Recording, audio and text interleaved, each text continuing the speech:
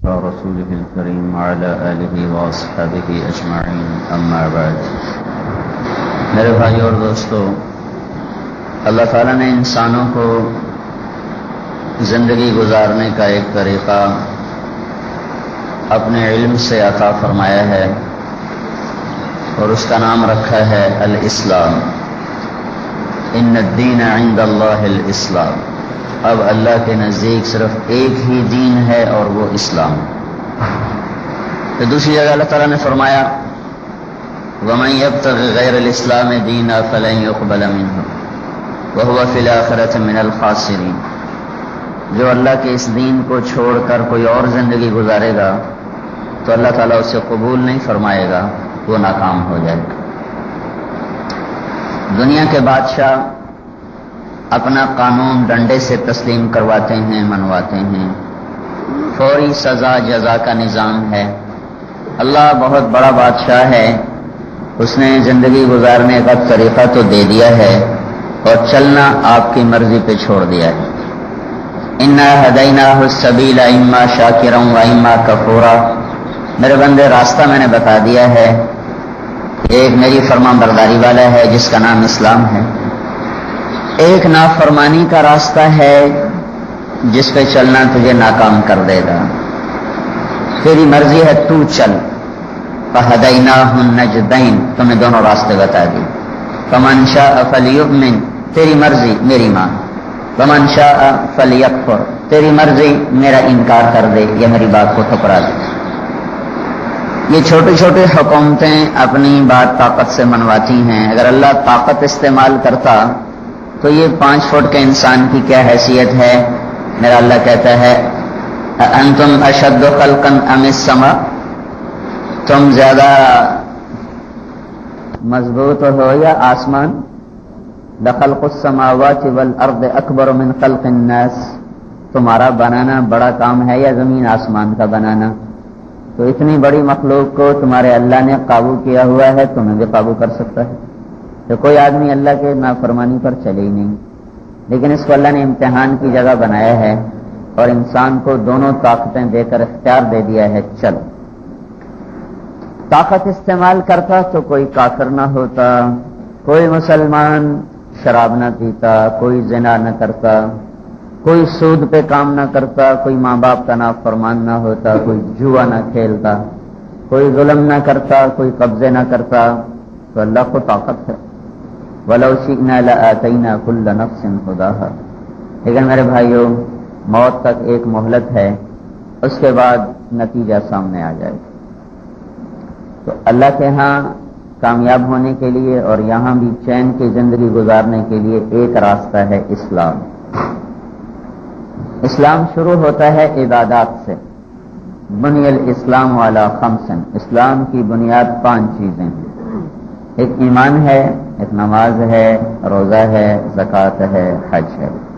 بنیاد نہ ہو تو گھر تو نہیں بن سکتا، بنیاد نہ ہو مسجد نہیں بن سکتی، دفتر نہیں بن سکتا.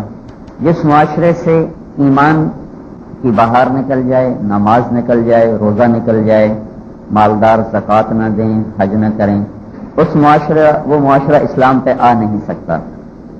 اب کوئی کتنا ہی طاقتور حکمران آ جائے اور کہے کہ میں اس سارے معاشرے کو سیدھا کر دوں گا، نہیں کر سکتا. یہ ایسا ہی ہے، کوئی آدمی کہے میں بنیاد کے بغیر 20 منزلہ بلڈنگ کھڑی کروں گا، کوئی مجھے روک کے دکھائے. روکے گا تو کوئی نہیں، لیکن وہ بلڈنگ خود گر جائے گی، سارا پیسہ ضائع ہو جائے گا. تو کسی بھی معاشرے کے اسلام پر آنے کے لیے پہلے 5 چیزیں ہیں. ایمان کی طاقت ہو کہ اللہ پر ایسی نظر ہو کہ اس کی نافرمانی کا تصور ہی آدمی کانپنے لگ جائے، اور اللہ کے رسول کی اتنی عظمت ہو کہ اس کے ہر طریقے پر جان قربان کر. یہ جو دیکھو نا، ہم 1 انچ زمین پہ لڑائی کرتے ہیں. ایک دفعہ ایک تاجر کے پاس میں بیٹھا تھا، وہ بہت بڑا تاجر تھا. تو کوئی آیا اس کے پاس مال لینے والا، تو اس نے 4 آنے کے سودے پر مال نہیں دیا، کہنے نہیں چلے جاؤ. وہ 4 آنے گھٹا رہا تھا، وہ 4 آنے نہیں گھٹا رہا تھا. انہوں نے کہا چلے جاؤ. میں زمیندار، میں نے کیا پتا ایک ہی چکر میں اللہ کا بندہ چوانی میں اگر تم گاٹ چھڑ دیتا، مطلب تمہیں چوانی نظر آ رہی تو 6 کروڑ ہیں. کہ یہ 4 آنے کروڑوں کے فرق ڈالتے ہیں. اس لیے ہم پسینہ بہاتے ہیں تو ہم تو 4 آنے نظر آنے، تو ہم 4 آنے پر پیچھے کروڑوں دیکھتے ہیں. اور یہ جو اکمل خود بھی پلاٹوں کے کام کرتا ہے، یہ کیسے ناپتے ہیں 1 انچ آگے نہ ہو پیچھے نہ ہو، کہ 1 انچ آگے پیچھے ہو جائے تو کتنا اس کا نقصان ہو سکتا ہے، کیونکہ ان چیزوں کی قیمت دل میں بیٹھی ہوئی ہے. اللہ کے رسول کی قیمت کوئی نہیں بیٹھی ہوئی، اور اس کو کوئی دل میں زبردستی ڈال نہیں سکتا ہے. جب اللہ کے رسول کی عظمت دل میں بیٹھتی ہے تو پھر آدمی ایسے ہی دیوانوں کی طرح ڈھونڈتا ہے، یہاں میرے نبی کا کیا طریقہ ہے، یہاں میرے نبی کی کیا سنت ہے، یہاں میرے نبی نے کیا کیا، پھر وہ ایسا ہو جاتا ہے. ہمارا مضمون یہ کہ تمہیں جان بچاؤ ہے، اپن بھی چل جاوے تو رسول بھی خوش ہو جائے. اب یہ 2 باتیں ہو تو سکتی نہیں تھی، کیونکہ ہمیں اللہ کے رسول سے ویسی محبت نہیں، وہ تعلق نہیں تو جو مجھے غلامی پہ لے آئے. عمر رضی اللہ تعالیٰ عنہ اور اللہ کے نبی کٹھے جا رہے تھے، تو اللہ کے نبی کو ایک پتھر سے ٹھوکر لگ گئی، آگے گزر گئے. جب کبھی عمر رضی اللہ تعالیٰ عنہ وہاں سے گزرتے تو ٹھوکر کھاتے. تو بھائی وہ تو ایک دفعہ لوگوں نے کہا یہاں کچھ نہیں، ٹھوکر کیوں کھاتے ہو؟ کہا یہاں اللہ کے نبی نے ٹھوکر کھائی. اب اللہ کی قسم یہ سنت نہیں ہے، تو سنت نہیں ہے، لیکن یہ ایک محبت کا انداز ہے کہ جو بے ساختہ بھی میرے نبی نے کیا میں نے کرنا ہے. عمر رضی اللہ تعالیٰ عنہ ایک جگہ اونٹنی کو بٹھایا اور سامنے گئے جیسے پیشاب کرتے ہیں، پیشاب کیا اور پھر واپس آ گئے. پھر اپنے غلام سے کہنے لگے نافع تیرا کیا خیال ہے میں کہاں گیا تھا؟ کہا جی پیشاب کرنے. کہا نہیں میرا تو ابھی بھی وضو ہے. تو کہا تو پھر یہ کیا کیا؟ کہا جب میں حج سے واپس آ رہا تھا تو اس کو ہٹا دو.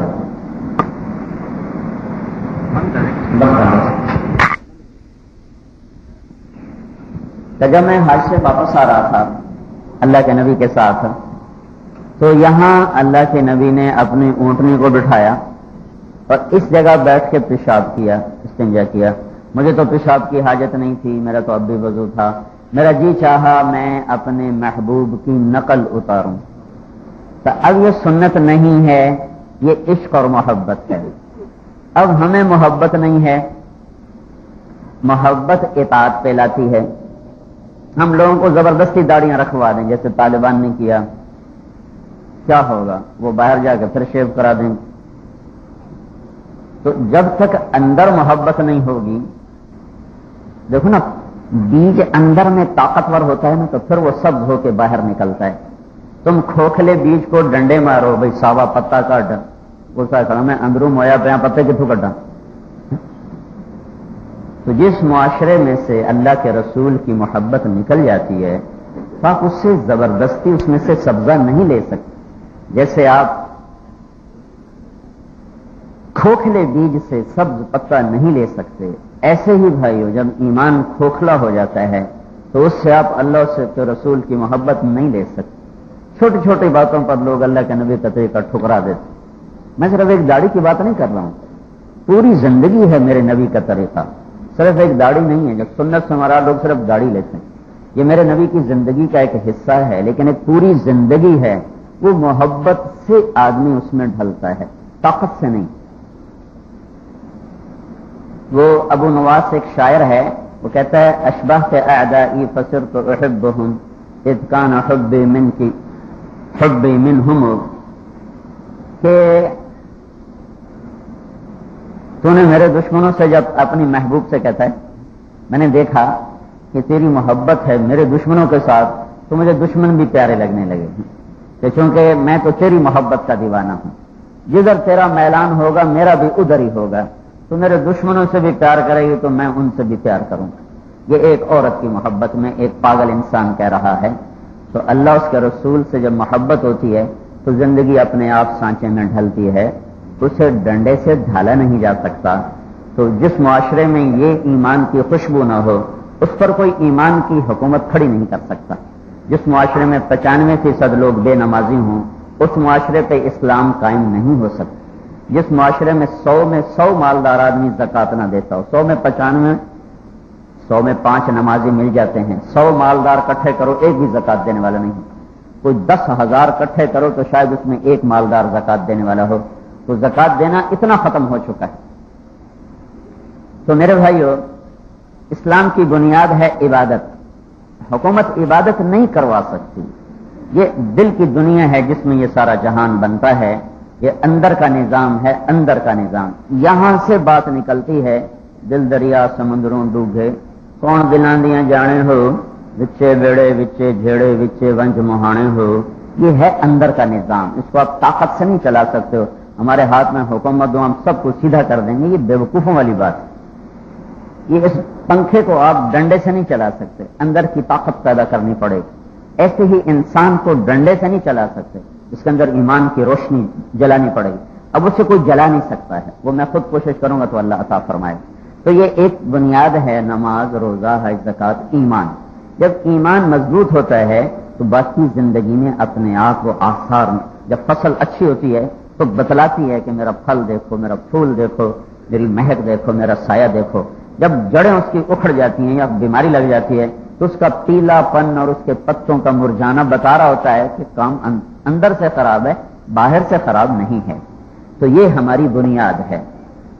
بنیاد کو عمارت نہیں کہتے، بنیاد کو گھر نہیں کہتے، بنیاد تو ایک ابتدائی کام ہے جس سے اب عمارت چلے گی۔ میں یہ بتا رہا تھا کہ اگر یہ چیز نہ ہو تو وہ فرد ہو یا معاشرہ ہو، وہ اسلام پہ نہیں آ سکتا ہے۔ کیا وہ فرد ہو یا وہ معاشرہ ہو، وہ اسلام پہ نہیں آ سکتا۔ اسلام پر آنے کے لیے اندر کی طاقت چاہیے، اللہ کے رسول کے سانچے میں ڈھلنے کے لیے اندر کی طاقت چاہیے۔ کتنی آسانی سے لوگ کہتے ہیں دل نہیں کرتا جی، دل نہیں، کتنی آسانی سے کہتے ہیں، اور اپنے کاروبار کے کتنے غلام بن کے چلتے ہیں، اپنے کام کے کتنے پابند بن کے چلتے ہیں۔ ہر آدمی کوئی کاروبار اپنی خوشی سے کر رہا ہوتا ہے، کتنی پابندیوں میں جکڑ کے وہ جا رہا ہوتا ہے۔ روزانہ لوگ ڈیوٹی پر خوشی سے جاتے ہیں، کتنی مشقتوں سے جاتے ہیں۔ تو خیر بہرحال ایک دکھڑا ہے، یہ چیز، یہ بنیاد بن گئی۔ اب اس بنیاد سے گھر بنانا ہے، ابھی گھر بنے گا۔ تو ایک یہ بنی الاسلام والا خمسن، یہ حدیث بتاتی ہے کہ اسلام شروع کہاں سے ہوتا ہے، عبادت سے شروع ہوتا ہے۔ معاشرہ عبادت گزار ہوگا تو اس پہ اسلام کی عمارت قائم ہو سکتی ہے، اور اس میں اللہ اس کے رسول کی محبت کے پھول کھل سکتے ہیں، اور سارے معاشرے میں سنت نبی کی زندہ ہو سکتی ہے۔ اس کی جو تکمیل ہے، اسلام مکمل کہاں جا کے ہوتا ہے، تو ایک دوسری حدیث کو ساتھ جوڑیں تو اس سے پتہ چلتا ہے کہ اسلام مکمل کہاں پہ ہوتا ہے۔ تو اللہ تعالیٰ کے نبی کا فرمان ہے، انما بعثت لاتمم مکارم الاخلاق، میں صرف اس لیے آیا ہوں کہ تمہارے اخلاق پورے کر دوں، مکمل کر دوں، تمہیں تمہارے اخلاق سکھا کر تمہیں مکمل کرنے آیا ہوں۔ تو یہ ایک اشارہ ہے کہ دین بھی مکمل ہوتا ہے جب اخلاق اچھے ہوں، اور انسان بھی اس وقت مکمل انسان بنتا ہے جب اخلاق اچھے ہوں۔ حضرت عمر رضی اللہ تعالیٰ عنہ کا ارشاد ہے، ایھا الناس لا تغرنکم طنطنۃ الرجل باللیل فی صلاته، لوگو تمہیں کسی آدمی کا تہجد کی نماز میں رونا اور آنسو بہانا دھوکے میں نہ ڈال دے کہ بڑی پہنچی ہوئی سرکار ہے اور بہت پہنچا ہوا آدمی ہے۔ میں تمہیں بتاتا ہوں پہنچا ہوا انسان کون ہے، ان الرجل الرجل، کامل انسان کون ہے، من ادى الامانۃ اذا تؤمن، جو امانت میں خیانت نہ کرے، ومن سلم المسلمون من لسانه ويده، اور جو کسی مسلمان کو زبان اور ہاتھ سے تکلیف نہ پہنچائے، وہ کامل مسلمان ہے۔ تو اچھے اخلاق دین کو بھی مکمل کرتے ہیں، اور اچھے اخلاق انسان کو بھی مکمل کرتے ہیں۔ انسانی تکمیل بھی اچھے اخلاق پر ہے، اور دین کی تکمیل بھی اچھے اخلاق پر ہے۔ انما بعثت لاتمم، اتمم کا جو لفظ ہے یہ اشارہ کر رہا ہے کہ میرا جو لایا ہوا دین ہے یہ مکمل ہوگا جب تمہارے اخلاق اچھے ہوں گے، اور جب دین مکمل ہوگا تو تم بھی مکمل ہو جاؤ گے۔ پورے دین پہ چلنے والا پورا انسان ہے، تو پورا مسلمان وہ ہے جس کے اخلاق اچھے ہوں، جس کا بول میٹھا ہو، جس کا معاملہ درست ہو، جس کی زبان غیبت سے پاک ہو، گالی سے پاک ہو، جھوٹ سے پاک ہو، لوگوں کی بےعزتی کرنے سے جس کی زبان پاک ہو، یہ اچھے اخلاق والا انسان ہے۔ جس کا ہاتھ کسی کی بےعزتی کے لیے نہ اٹھے، کسی کی جائیداد زمین پر قبضے کے لیے نہ اٹھے۔ تو میں نے آپ کو مکمل اسلام کی ایک دو حدیثوں کے ذریعے سے نا تصویر پیش کی ہے۔ شروع کہاں سے ہوتا ہے، بنیاد، عبادت سے شروع ہوتا ہے بنیاد۔ مکمل کہاں ہوتا ہے، اتمم، اچھے اخلاق پر جا کر یہ مکمل ہوتا ہے۔ عبادت سے شروع ہوتا ہے، اچھے اخلاق پر مکمل ہوتا ہے، اچھے اخلاق والا کامل انسان ہے اور اچھے اخلاق والا کامل ایمان والا ہے۔ اللہ تعالیٰ کے نبی سے پوچھا گیا ای الاسلام افضل، یا رسول اللہ سب سے بہترین مسلمان کون ہے؟ تو آپ نے کہا من سلم المسلمون من لسانہ ویدہ، جو ہاتھ اور زبان سے کسی کو تکلیف نہ پہنچائے وہ کامل درجے کا سب سے افضل مسلمان ہے۔ اب کسی کو تکلیف نہ دینا اور کسی کو تکلیف نہ دینا، ہاتھ اور زبان سے کسی مسلمان کو نقصان نہ پہنچانا، یہ اچھے اخلاق کا آخری درجہ ہے، آخری۔ اس سے نیچے تو کوئی درجہ ہی نہیں کہ بھائی میں اکمل کو اپنی زبان اور ہاتھ سے تکلیف نہ پہنچاؤں، یہ اچھے اخلاق کی سب سے آخری سطح ہے۔ اس سے نیچے تو اخلاق ہے ہی نہیں، اس سے نیچے تو بد اخلاقی شروع ہو رہی ہے۔ یہ آخری درجہ ہے کہ آپ مجھے ہاتھ اور زبان سے تکلیف نہ پہنچائیں، میں آپ کو نہ پہنچاؤں۔ میں آخری درجہ اخلاق کا پالوں تو میں کامل مسلمان بن جاتا ہوں، کامل درجے کا۔ اور اگر میں اخلاق میں اعلیٰ درجہ پالوں گا تو پھر میرا درجہ کہاں جائے گا؟ ایک نمبر اگر آدمی اخلاق میں لے لے تو 100 نمبر اسلام میں لے لیتا ہے، تو اگر وہ 100 نمبر اخلاق میں لے لے تو اسلام میں کہاں جائے گا؟ تو ایک حدیث اور جوڑ دو تو اللہ کے نبی کا فرمان ہے کاد الحلیم ان یکون نبیا، اچھے اخلاق والا نبی بنتے بنتے رہ جاتا ہے۔ بھائی کوئی نبی بن سکتا ہے؟ نبی تو اللہ کا انتخاب ہے نا، یہ تھوڑا یہ 40 سال الٹے لٹک کے عبادت کی اور 40 سال ایک پاؤں پہ کھڑے ہو کے عبادت کی، یہ نہیں ہماری کتابوں میں لکھا ہوتا ہے، یہ خرافات ہیں، یہ ساری فضولیات ہیں۔ وہی عبادت ہے جو میرے نبی کے طریقے کی ہے، جو میرے نبی نے کیا ہے وہی اللہ تک ملانے کا ذریعہ ہے۔ تو خیر کوئی کتنا ہی جان لگا لے نبی بن سکتا ہے؟ نبی تو اللہ پسند کرتا ہے۔ تو میرا نبی کیا کہہ رہا ہے؟ اچھے اخلاق والا نبی بنتے بنتے رہ جاتا ہے۔ سبحان کاد الحلیم ان یکون نبیا۔ اور یہ بات ہے بھی کس موقع کی؟ ایک کافر نے اللہ کے رسول کی شان میں گستاخی کی تو حضرت عمر نے کہا اجازت ہو تو میں اس کی گردن اڑاؤں؟ مسلمان نہیں ہے، کافر، اور اللہ کے نبی کو دھمکی دے رہا ہے اگر تیری میری قوم کا نہ ہو تو سلام دو تو میں خود تیری گردن اڑا دیتا۔ تو جو آدمی یہاں تک پہنچ چکا ہو کہ اللہ کے نبی کو کہہ رہا ہوں میں تیری گردن اڑا دوں، تو عمر کو حق پہنچتا ہے کہ کہے کہ میں اس کی اڑاؤں۔ اس موقع پر اللہ کے رسول کہہ رہے ہیں عمر صبر، تمہیں پتہ نہیں ہے کاد الحلیم ان یکون نبیا، اچھے اخلاق والا نبی بنتے بنتے رہ جاتا ہے۔ یعنی اس میں اور نبوت میں بس یہی فرق رہ جاتا ہے کہ وہ نبی نہیں ہے، باقی سب کچھ نبی نہیں بن سکتا، وہ تو اللہ کا انتخاب۔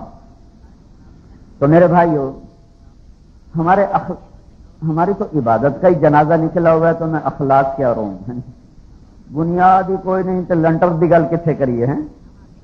یہ تو لنٹر آخری درجے کی بات ہے کہ بھائی اخلاق میں کی تکمیل کب ہوگی؟ جب نیچے سے دیواریں کھڑی ہوں، بنیاد بنے، دیواریں کھڑی ہوں، پھر لنٹر پڑے گا، بنیاد ہی کوئی نہیں۔ لیکن بہرحال میں آپ کو 2 حدیثوں سے اسلام کی پوری تصویر بتا رہا ہوں کہ اسلام کی پوری شکل ہے، بندگی سے شروع ہوتا ہے اور انسانوں کے ساتھ اچھے اخلاق پر جا کر یہ مکمل ہوتا ہے۔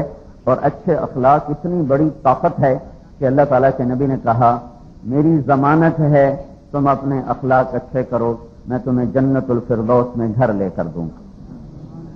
اپنی ضمانت کیوں دی ہے؟ ضمانت کیوں دی ہے؟ کہ یہ کام بڑا مشکل ہے۔ نماز پہ ضمانت نہیں دی، نماز پہ خوشخبری ہے، 5 وقت نماز پڑھو اللہ جنت دے گا، خوشخبری ہے۔ روزے رکھو اللہ پچھلے سارے گناہ معاف کرے گا اور جنت کے دروازے ریان سے داخل کرے گا۔ حج کرو تو ایسے ہو جاؤ گے جیسے ماں کے پیٹ سے آج نکلے ہو، اور تمہارا حج قبول ہو جائے تو اللہ کا وعدہ ہے جنت دے گا۔ یہ میں بتا رہا ہوں سارے، لیکن اچھے اخلاق سے وعدہ نہیں ہے، ضمانت ہے، ضمانت کہ میں ضامن۔ اور ضامن کا کیا مطلب ہوتا ہے؟ والزعیم غارم۔ حجت آخری حج میں جو آپ نے خطبہ دیا اس میں ایک جملہ ہے والزعیم غارم، جس نے ضمانت اٹھائی، جس کی اٹھائی، اگر وہ مکر گیا تو ضمانت اٹھانے والے کو بھرنا پڑے گا۔ ضمانت اس چیز کا نام ہے کہ وہ تمہاری ذمہ آئے گی، سوچ سمجھ کے اٹھاؤ. تو میرا نبی کہہ رہا ہے میں ضامن. اب وہ مکرنے والا نہیں ہے، کرنے والا، کیونکہ جنت کی چابی اس کے پاس ہے. اللہ تعالیٰ کے نبی نے فرمایا الیہ مفاتیح الجنت یوم القیامہ، قیامت کے دن جنت کی چابی میرے ہاتھ میں ہوگی، اللہ میرے ہاتھ میں دے دے گا، اے اللہ تیرے حوالے. تو لہذا ان کا میں ضامن، میری ضمانت کیا؟ اخلاق اچھے کرو، میں تمہیں جنت الفردوس میں گھر لے کر دوں. میرے بھائیو، کسی بھی گھر کو آباد کرنے کے لیے سونا چاندی زیور نہیں ہوتا، اچھے اخلاق ہوتے. چاہے نئی شادی ہو رہی ہو، چاہے پہلے سے ہو، اچھے اخلاق کی واحد عمل ہے جس سے امیر کا گھر بھی بستا ہے اور غریب کا گھر بھی بستا ہے. اتنے تولے سونا دے دیا، اتنی ہیرے کی انگوٹھیاں دے دیں اور گاڑی دے دی، بنگلہ دے دیا، یہ تو تھوڑی دیر کا سامان ہے.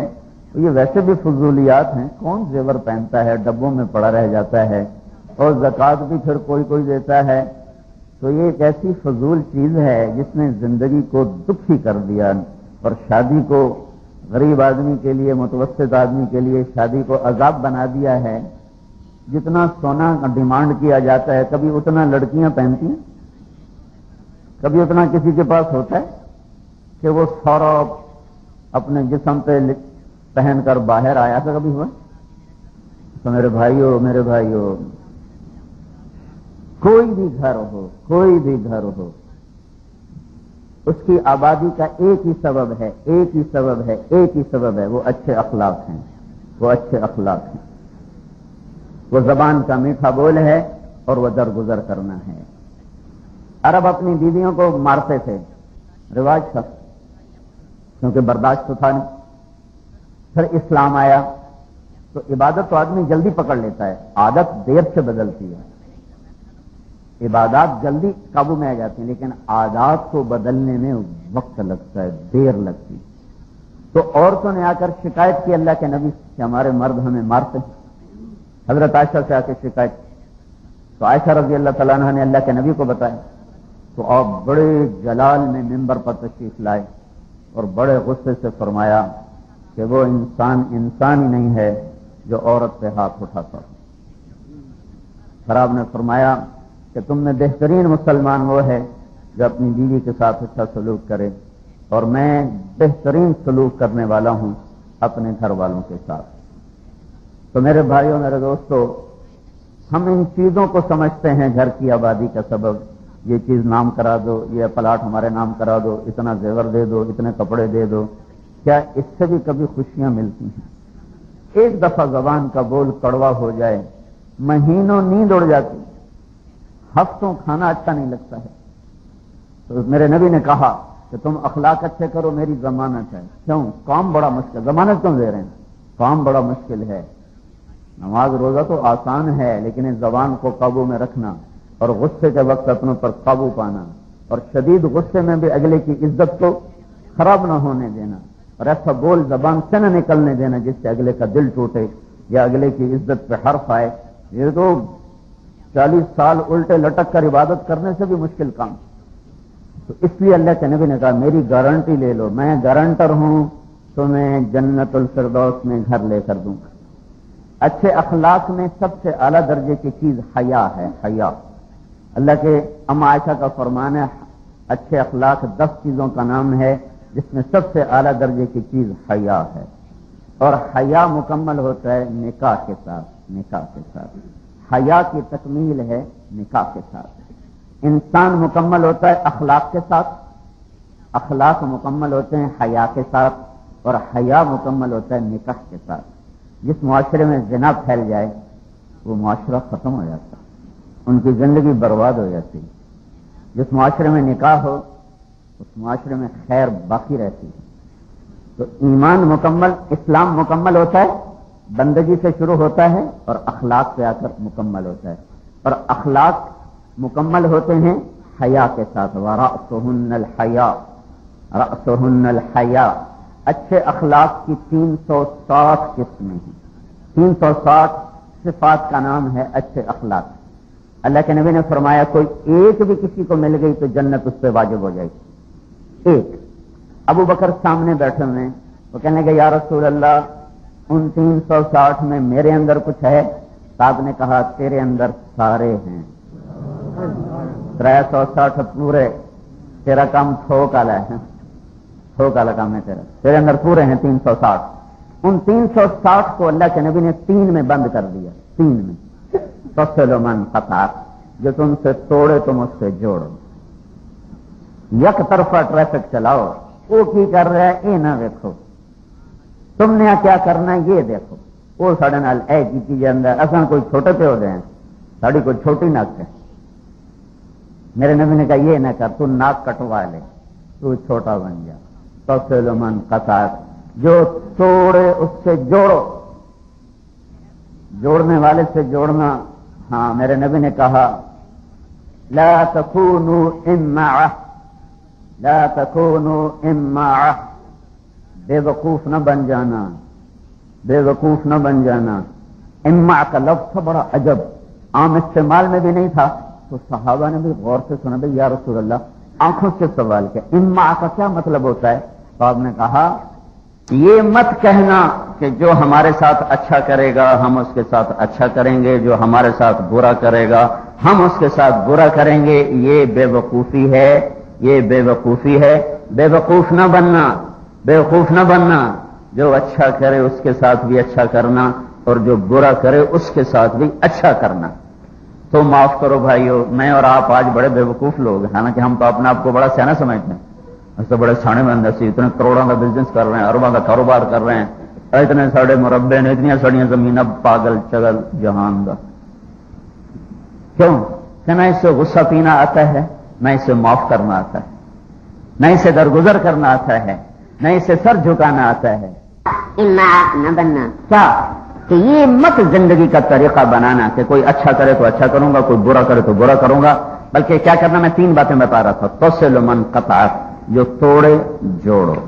وتعطی من حرمک، جو تمہیں تمہارا حق نہ دے تم اسے اس کا حق پہنچا دو.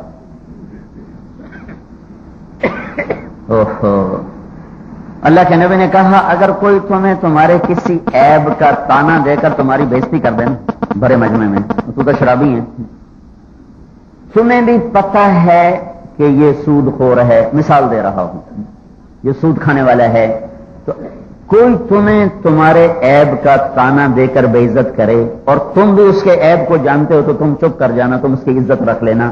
تمہاری چلی گئی تو میں ضامن ہوں، میں اللہ سے دلواؤں گا، میں ضامن ہوں.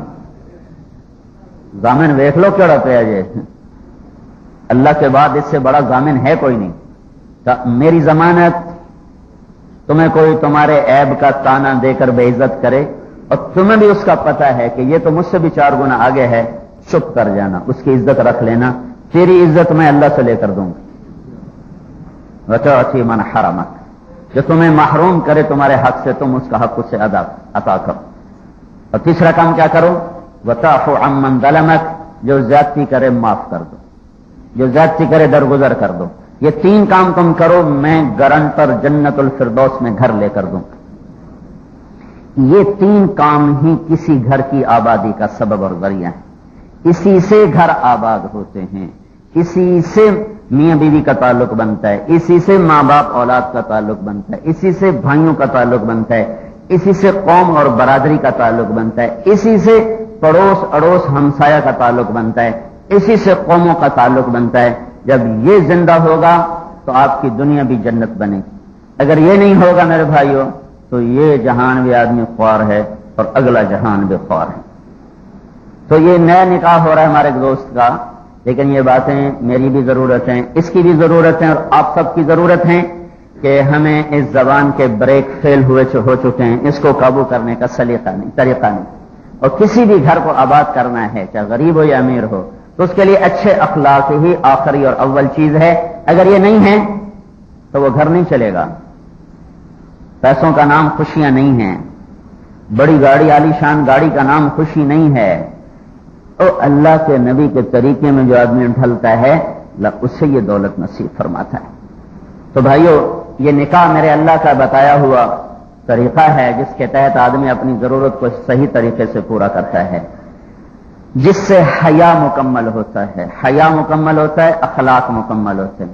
اخلاق مکمل ہوتے ہیں، انسان مکمل ہوتا ہے، انسان مکمل ہوتا ہے، اس کا دین مکمل ہوتا ہے، دین مکمل ہوتا ہے تو اس سے اللہ بھی راضی ہوتا ہے، اللہ کا رسول بھی راضی ہوتا ہے، اللہ اسے دنیا میں بھی جنت کے مزے دیتا ہے، موت کے بعد بھی اسے اپنی رضا کا پروانہ دیتا ہے۔ بھائیو، یہ زندگی سیکھنی پڑتی ہے۔ ہم مغرب سے متاثر ہیں، اور اصل میں مغرب سے متاثر نہیں ہیں، اور انسان اپنی شہوت سے متاثر ہے، کیونکہ مغرب کے لوگ اپنی شہوت پہ چل رہے ہیں، اور ہر انسان کے اندر یہ ہے کہ میں اپنی مرضی کروں، جو چاہوں دیکھوں، جو چاہوں سنوں، جو چاہوں کروں، جیسے چاہوں اپنی شہوت کو پورا کروں، نکاح سے، زنا سے۔ چونکہ انسانی اندر میں ایک نفسانی تحریک ہے، تو اس کے امام ہیں مغرب کے لوگ، لہذا ہم اصل میں مغرب کے نقال نہیں ہیں، اصل تو ہم اپنی نفس کے غلام ہیں۔ وہ چونکہ نفس کی غلامی میں بہت آگے ہیں، تو ہم بھی ان کے پیچھے پیچھے آمین کہتے ہوئے ان کے پیچھے چل رہے ہیں۔ میرے بھائیو، نفس و شیطان سے لگامیں چھڑا کر اللہ اس کے رسول کی غلامی میں دو، تو یہ جہان بھی عزت کا ہے، اگلا بھی عزت کا ہے۔ ان کا بہت دکھی جہان ہے، جہاں مرد عورت کا آزاد اختلاط ہوتا ہے، وہاں معاشرہ ناپاک ہو جاتا ہے۔ عورت کو اللہ نے گھر کی چار دیواری میں رکھا ہے، مرد کو حکم دیا ہے کما کے لائے، عورت بھی کمائے مرد بھی کمائے، یہ یہاں فضا بن رہی ہے، لیکن اس نے یورپ کو برباد کر دیا۔ اب ان کی چونکہ واپسی کی شکل کوئی نہیں، تو وہ کہتے ہیں ان کو بھی برباد کرو۔ وہ ہماری عورت کو باہر نکالنا چاہتے ہیں، کیونکہ ان کی عورت باہر نکلی ہے، اب اس کے واپس آنے کی شکل کوئی نہیں، ان کا خاندانی نظام ٹوٹ چکا ہے۔ میں ابھی آج وہیں سے لندن سے آ رہا ہوں، میں نے وہاں ایک میگزین میں رپورٹ پڑھی، جو وہاں کی پاپولیشن پلاننگ اتھارٹی ہے، انہوں نے 27 یورپی ملکوں کا سروے کر کے ایک رپورٹ دی ہے کہ ہر 30 سیکنڈ میں ایک حمل ضائع کیا جا رہا ہے، ہر 30 سیکنڈ میں ایک حمل ضائع کیا جا رہا ہے، اور پچھلے سال سے اس سال 9 لاکھ بچے کم پیدا ہوئے ہیں، اور 5.5 کروڑ لوگ ایسے ہیں جو اکیلے رہ رہے ہیں، جن کا کوئی دوسرا کوئی نہیں ہے، اور وہاں ہر 3 میں 2 گھر میں بچہ کوئی نہیں ہے، اور جس گھر میں اس میں زیادہ سے زیادہ ایک بچہ ہے، اور ان کا خاندانی نظام اتنا ختم ہو چکا ہے کہ حکومت کے پاس بچوں کے ڈھیر لگے پڑے ہیں، اور وہ ایڈ دے رہے ہیں، اشتہار دے رہے ہیں کہ بچے ہم سے لو، ہم تمہیں خرچہ بھی دیں گے، رہائش بھی دیں گے، ہم سے بچے لو۔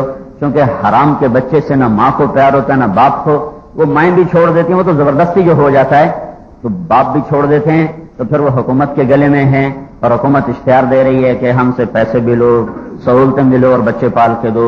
اور بچوں کے مسائل اتنے ہیں کہ وہ ایک ڈاکٹر شیراز ہے میرے دوست نفسیات کے، وہ کہنے لگے میں بچوں کی نفسیات کا ڈاکٹر، میں نے کہا بچوں کی نفسیات کیا ہوتی ہے؟ کہا میری اپائنٹمنٹ 3 سال بعد ملتی ہے، اتنی لمبی قطار ہے، 3 سال بعد میں تاریخ دیتا ہوں ملاقات کی۔ خاندانی نظام ٹوٹا ہے، عورت بھی دفتر میں ہے، مرد بھی دفتر میں ہے، شادی ویسے ہی کوئی نہیں ہے، تو پورا نظام زندگی وہ جہنم بن گیا ہے۔ ہماری یہاں کی زیادہ جو پڑھی لکھی نسل ہے وہ اس سے متاثر ہے، شکر ہے ہمارے دیہات، ہمارا متوسط طبقہ ابھی اس سے متاثر نہیں ہے، لیکن جو زیادہ لوگ پڑھ گئے ہیں اور زیادہ اپنے آپ کو وہ روشن خیال سمجھتے ہیں، تو وہ بیچارے اللہ تعالی ہمارے ہی بھائی ہیں، ہم اللہ سے دعا کریں گے کہ اللہ پاک ان کو اس غفلت سے باہر لے آئے۔ وہ اس کا شکار ہو گئے ہیں تو وہ بھی بڑی ہلاکت ہے، بہت بڑی تباہی ہے۔ جس معاشرے میں مرد عورت اکٹھے ہوں گے وہاں زنا پھیلے گا، جہاں زنا پھیلے گا وہاں اللہ کی لعنت برسے گی، دن رات لعنت برسے گی، اور جہاں اللہ کی لعنت برسے وہاں نہ موسم میں بہار نفع دیتا ہے، نہ سونے چاندی کے ڈھیر نفع دیتے ہیں، وہاں پھر دکھوں کے سوا کچھ باقی نہیں بچتا ہے۔ تو میرے بھائیو، ابھی بھی اللہ کا شکر ہے کہ ہمارا ایک نظام ہے جس میں اس طرح باعزت طریقے سے بیٹی والے اپنی بیٹی حوالے کرتے ہیں، نکاح ہوتا ہے اور گواہ ہوتے ہیں، پھر لڑکے کے ذمے کیا جاتا ہے کہ جب تک یہ نکاح باقی ہے اس لڑکی پہ خرچ کرنا تمہارے ذمے ہے۔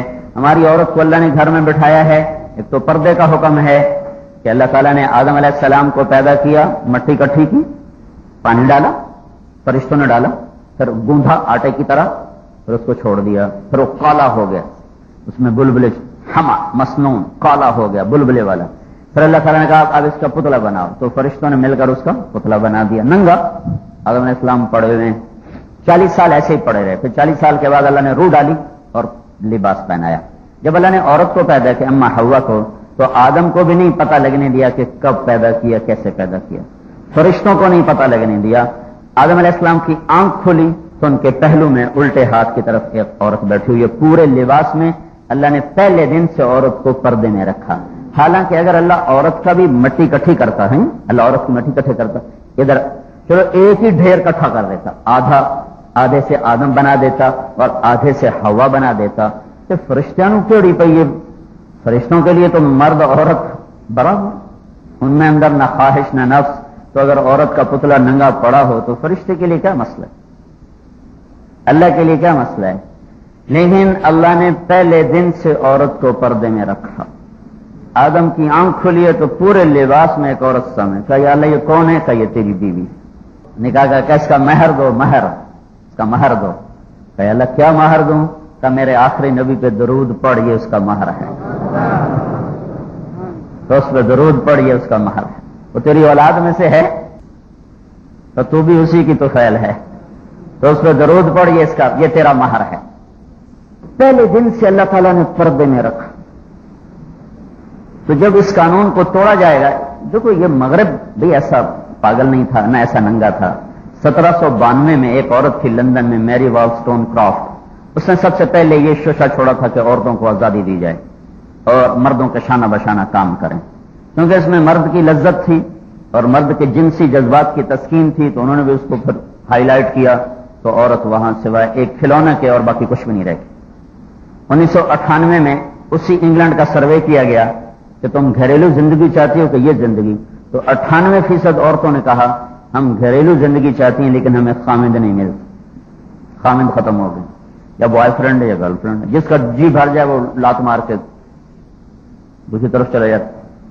تو بھائیو یہ ایک پاک زندگی ہے جو اللہ کا رسول لے کر آیا ہے، جس کی تکمیل ہے اچھے اخلاق کے ساتھ اور اپنے بول کا میٹھا ہونا، درگزر کرنا. یہ کائنات درگزر پہ چل رہی ہے. زمین آسمان کی ایک گردش ہے، دونوں ایک دوسرے کی رعایت کر کے چل رہے ہیں. لیل اور نہار، دن اور رات کی گردش ہے، دونوں ایک دوسرے کی رعایت کر کے چل رہے ہیں. موسم ایک دوسرے کے لیے جگہ بناتے ہیں، رات دن کے لیے جگہ بناتی، دن رات کے لیے جگہ بناتا ہے. موسم ایک دوسرے، بہار خزاں کے لیے، خزاں بہار کے لیے جگہ بناتی. تو ایک دوسرے کے لیے جگہ بنانا اس کائنات کا قانون ہے. جو یہ کام سیکھ لے گا اس کا گھر آباد ہو جائے. جو جگہ بنانا نہیں سیکھا، نہیں میں جو ڈٹ جائے گا اس کا گھر ٹوٹ جائے گا. تو پھر گھر میں جب آدمی بیوی ہوتی ہے، ماں ہوتی ہے، بہنیں ہوتی ہیں، تو ایک عجب کشمکش شروع ہو جاتی. جب شادی ہوتی ہے تو ظاہر بچے کی محبت لڑکی کے ساتھ ہوتی ہے، تو اب ماں کو حسد شروع ہو جاتا. پالیا میں جا جھولی چھوڑ دی بیٹھا، اب اس کو وہ حسد شروع ہو جاتا.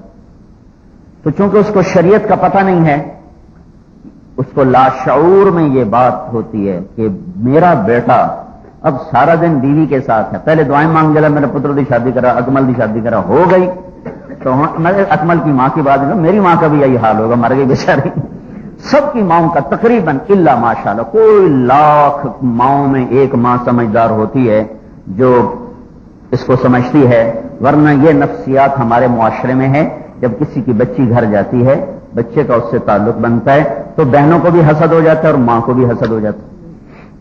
پھر وہ اس کو لڑانا شروع کر دیتی، یہ تو یہ کرتی ہے، یہ تو یہ کرتی ہے، یہ تو یہ کر رہی تھی.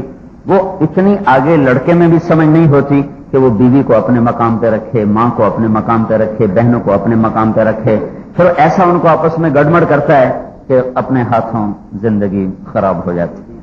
کتنے گھروں میں ماں باپ نے طلاق ڈلوا دی، صرف چھوٹی چھوٹی باتیں. بہنوں نے طلاق ڈلوا دی، چھوٹی چھوٹی باتیں. تو اب یہ دائرہ ہے. ماں کا ایک حق ہے، جو اس سے آگے آئے گی تو وہ زیادتی پر اب ماں کی اطاعت نہیں کرنی ہے.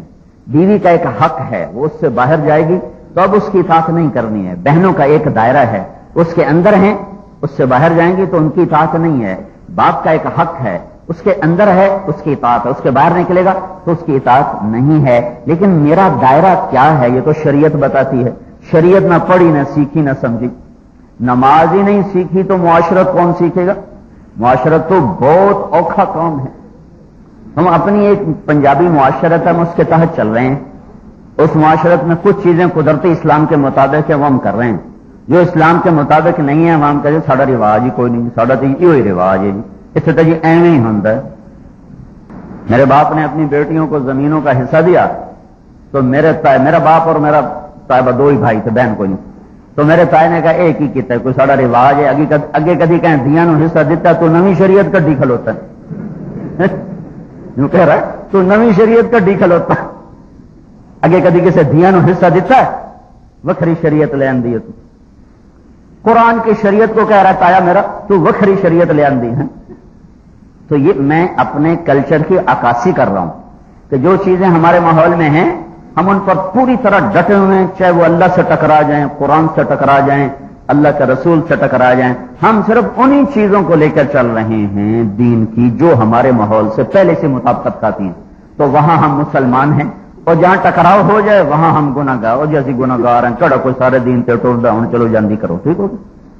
تو میرا اللہ کہتا ہے نا ایسے نہ کر, پورا پورا میری ایمان میں تمہیں بڑے نفع دوں, پورا پورا میرے رسول کی ایمان میں تمہیں بڑے نفع دوں. تو میرے بھائیو گھر کا ایک دین ہے, تو چونکہ نئی نئی شادی ہوتی ہے آنے والی بچی محبت کی محتاج ہوتی, ماں چھوڑ کے آئی ہے, باپ چھوڑ کے آئی ہے, بھائی چھوڑ کے آئی ہے, ایک میں بول کہوں گا اور اس پر وہ ساری زندگی کسی کی ہو جائے, اور اپنا سب کچھ چھوڑ کے وہ ایک پرائے گھر میں چلی گئی.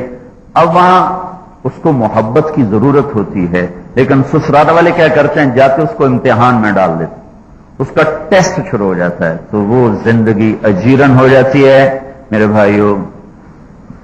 بھائیو میرے نبی کا فرمان ہے, اللہ تعالیٰ قیامت کے دن جب تولے گا نا میرے آپ کے عمل, تو سب سے پہلے نماز نہیں تولے گا, ایمان نہیں تولے گا, علم تبلیغ جہاد نہیں تولے گا. اللہ سب سے پہلے فرمائے گا اس کا بیوی بچوں سے جو رویہ ہے وہ پہلے تولا جائے.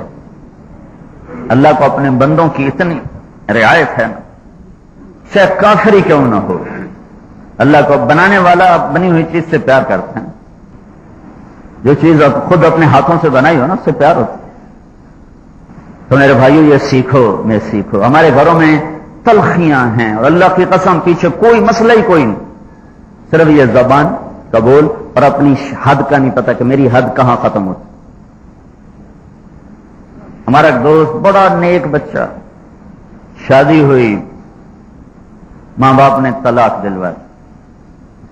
میں نے پوچھا کیا ہوا, کہنے لگا ساری زندگی تو مولانا مجھ سے پوچھا بھی نہیں کہ میں کہاں رہتا ہوں کہاں جاتا ہوں, جب شادی ہوئی تو روز آنا, اب تو بیوی کے پاس ہی بیٹھا رہتا ہے, تجھے نہ ماں یاد ہے نہ باپ یاد ہے, تجھے نہ ماں یاد ہے نہ باپ یاد ہے, نہ تو ماں کے پاس بیٹھتا نہ تو باپ کے پاس بیٹھتا. میں تو پہلے ہی نہ بیٹھتا تھا ماں کے پاس نہ باپ کے پاس, لیکن جب بیوی کے پاس بیٹھنا شروع کیا تجھے ماں یاد کوئی نہیں, تینوں میرا دودھ یاد کوئی نہیں, تیرے پوتڑے دھوتے تینوں یاد کوئی نہیں. کہا اچھا اے پئی نے تجھے جو مرضی کرو, گھر برباد کر کے رکھ دیا. اتنی بات. اس کے پیچھے لاشعور ہوتا ہے کہ ماں اپنے بیٹے کی محبت کو دوسری طرف جاتا دیکھتی ہے, بہنیں اپنے بھائی کے میلان کو دوسری طرف جاتا دیکھتی ہیں, تو پھر وہ اس کو توڑنے کے لیے یہ شریعت کے حدود سے آگے چلی جاتی. تو چونکہ اب بچے کو بھی اتنی سمجھ نہیں ہے کہ نوجوان ہے, دین کا پتہ نہیں ہے, ماحول میں جو چیز چل رہی ہے اس کا وہ غلام ہے, کہ وہ شریعت کو سمجھے کہ یہاں میرے اللہ کا کیا امر ہے, یہاں میری کیا حد ہے, میری بیوی کی کیا حد ہے, اور بیوی سمجھے کہ میرے خامد کی کیا حد ہے, میری ساس کی کیا حد ہے, اور میرے پچھلے ماں باپ کی کیا حد ہے. جان بہن کی بات ہے. تو پھر تو گھر آباد ہوتے ہیں, لیکن چونکہ اس کا سلیقہ نہیں, طریقہ نہیں ہے, تو عام طور پہ بھائیو بعد میں تلخیاں پیدا ہو جاتی ہیں. تو میں چیزیں نکاح کے موقع پر تفصیل سے بیان کیا کرتا ہوں کہ ان چیزوں کو تو ممبر سے بیان کرنے کی ضرورت, جمعے کے خطبوں میں ان چیزوں کو بیان کرنے کی ضرورت ہے, کیونکہ یہ وہ چیزیں ہیں جو نہ سنی جاتی ہیں نہ سنائی جاتی. دین صرف نماز کا نام رہ گیا, نماز پڑھو نماز پڑھو, نماز, زکوٰۃ دو, حج کرو, چندے کی عبادات کو کہا جاتا ہے, سنا جاتا ہے, سنایا جاتا ہے. لیکن جو معاشرت ہے جس سے میری زندگی میں سکھ آئے گا, چین آئے گا, وہ معاشرت جو اوروں کو کھینچ کر اسلام میں لائے گی, وہ تو یہ اچھے اخلاق اور یہ آپس کا کردار. میرا دوست ہے جرمنی میں رہتا ہے, کہتا ایک جرمن لڑکی میرے گھر آئی, چند منٹ میرے گھر میں رہ کر مسلمان ہو, کوئی تبلیغ کی بات نہیں, کوئی اسلام کی بات نہیں, تو تمہارے گھر میں مجھے ایسا سکون محسوس ہوا, مجھے کلمہ پڑھا. تو یہ ہماری ایک معاشرت ہے جو اپنے اندر ایک ٹھنڈک رکھتی ہے, چین رکھتی ہے, ایک سکون رکھتی. تو بھائیو یہ چیزیں سیکھنے کی ہیں, تبلیغ اسی کے لیے ہے. جو تبلیغ میں جاؤ اپنے اخلاق بناؤ, پھر علماء سے پوچھو کہ ہماری حدود کیا ہیں, اس کا طریقہ کیا ہے, تاکہ زندگی سکھی گزرے. اللہ تعالیٰ کے نبی کا فرمان ہے بہترین مسلمانوں جو بیوی سے اچھا سلوک کرے, اور بیویوں کے لیے فرمایا کہ اگر میں اپنی شریعت میں کسی کو سجدے کا حکم دیتا تو میں عورت سے کہتا اپنے خامد کو سجدہ کرے. دونوں طرف اللہ کے نبی نے بات کو لیول کیا ہے تاکہ گھر باقی رہے، گھر باقی رہے. آخری حد تک اللہ کی کوشش ہے کہ طلاق نہ ہو، طلاق نہ ہو اور گھر سلامت. سینکڑوں آیات اس پر اللہ نے اتاری ہیں، ایک پوری صورت اس پہ اتار دی ہے کہ میاں بیوی کا تعلق کیسے ہونا چاہیے اور گھر کیسے چلنا چاہیے. پوری صورت میں اور کوئی مضمون ہی نہیں سوائے میاں بیوی کے تعلق کے، اور کوئی مضمون نہیں اس میں حلال کا، حرام کا، نماز کا، روزے کا، حج کا، زکوٰۃ کا، تبلیغ کا، جہاد کا، کوئی ذکر نہیں سوائے میاں بیوی. میاں بیوی کیونکہ یہ وہ دو اکائیاں ہیں جس سے ایک معاشرہ بنتا ہے. شیطان روزانہ اپنی کچہری لگاتا ہے اور اپنے شیطانوں سے پوچھتا ہے میں آج کیا کر کے آئے، تو وہ سارے اپنی کہانی سنا. جی میں نے زنا کروایا، وہ کہتے میں نے چوری کروائی، تو میں نے سود کھلوایا، ڈاکہ ڈلوایا، قتل کروایا، جوا کھلوایا، جی ماں باپ کی نافرمانی کروائی، کفر کروایا، گائے کو سجدہ کروایا، پتھر کی پوجا کروائی. یہ ایک مثال دے رہا ہوں. وہ سب کی سن کر ایسے سر جھکائے بیٹھا رہتا، کوئی ہوں ہاں نہیں کرتا کوئی. ایک لنگڑا شیطان کھڑے ہو کر کہتا ہے کہ جی میں نے میاں بیوی کو لڑایا، تو ایک دم اچھل کے کہتا ہے شاباش تو بڑا کام کر کے آیا ہے. زنا شراب پر تو اس نے شاباش نہیں دی ہے، لیکن میاں بیوی کی لڑائی پہ شاباش دے رہا ہے کہ یہ دو اکائیاں معاشرہ ہیں، ان میں سے جنم لینا ہے معاشرے نے. اگر یہ بگڑا تو سارا معاشرہ زیرو ہو جائے گا اور خاندانوں کے خاندان برباد ہو جائیں گے. تو بھائیو یہ اخلاق ہیں جنہیں سیکھنا پڑتا ہے. ماں سے کیسے بولنا ہے، باپ سے کیسے بولنا ہے، بیوی سے کیسے کرنا ہے، بہنوں سے کیسے کرنا ہے. میرے نبی نے فرمایا جنت میں ایک عالی شان مقام ہے جہاں صرف 3 آدمی جا سکتے ہیں، چوتھا وہاں قدم نہیں رکھ سکتے. جنت میں، جنت الفردوس میں ایک عالی مقام ہے جہاں صرف 3 قسم کے لوگ جا سکتے. کہ جی کون؟ کا ایک عادل بادشاہ، عدل کرنے والا بادشاہ جو روزانہ سولی پہ لٹکتا ہے عدل کی وجہ سے اور قدم قدم پہ پستا ہے. دوسرا وہ شخص جس سے رشتہ دار ساری زندگی بدتمیزی کرتے رہے اور وہ ساری زندگی ان کے ساتھ اچھا کرتا رہا. سمجھو، وہ شخص جس سے رشتہ دار ساری زندگی غلط کرتے رہے اور ساری زندگی ان کے ساتھ ٹھیک کرتا رہا. تیسرا وہ شخص جس کو اللہ نے اولاد دی زیادہ اور رزق دیا تھوڑا اور ان کو حلال کھلانے میں پستا رہا چکی میں دانے کی طرح، پر ان کو حرام نہ کھلایا اور قدم قدم پہ ضرورتیں ٹوٹی وہ سہتا رہا.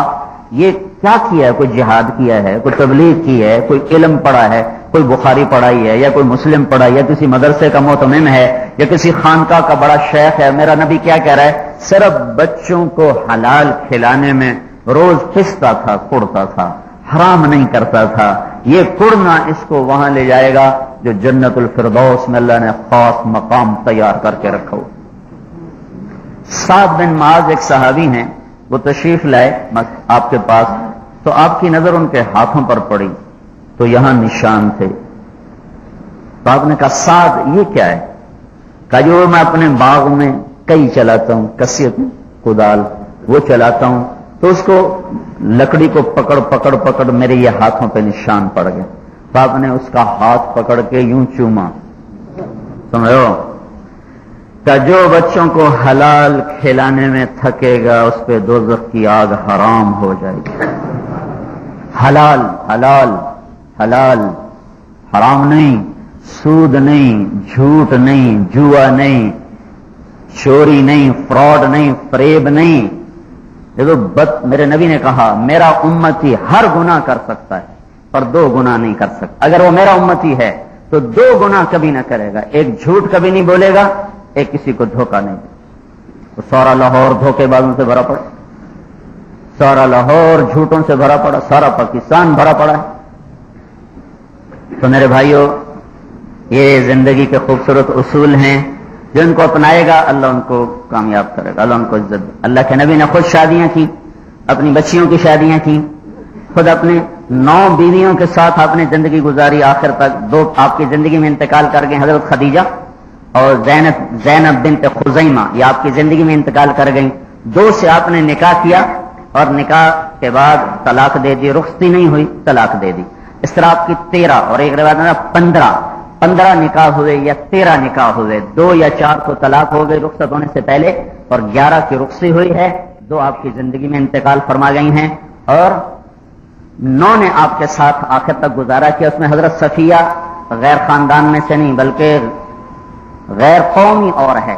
حضرت صفیہ رضی اللہ تعالیٰ عنہ وہ ہیں یہودی خاندان سے، بنو قریظہ سے ہیں، جو غیر خان بالکل ہی عرب بھی نہیں ہے، عرب سے باہر شادی کی اپنے صفیہ رضی اللہ تعالیٰ عنہ سے. حضرت میمونہ آپ کے خاندان کی نہیں ہیں، وہ ہلالیہ ہیں. حضرت جویریہ آپ کے خاندان کی نہیں ہے، وہ بنو مستلق کی ہیں. اور باقی جو آپ کی ازواج مطہرات ہیں وہ قریش میں سے، آپ کی قوم میں سے، آپ کے خاندان میں سے. اپنوں میں بھی کرنا، فرائی نہیں کرنا. جٹ لبے بڑی بے مت قوم، جٹ ہی لینا بھائی، کچھ دین دیکھو.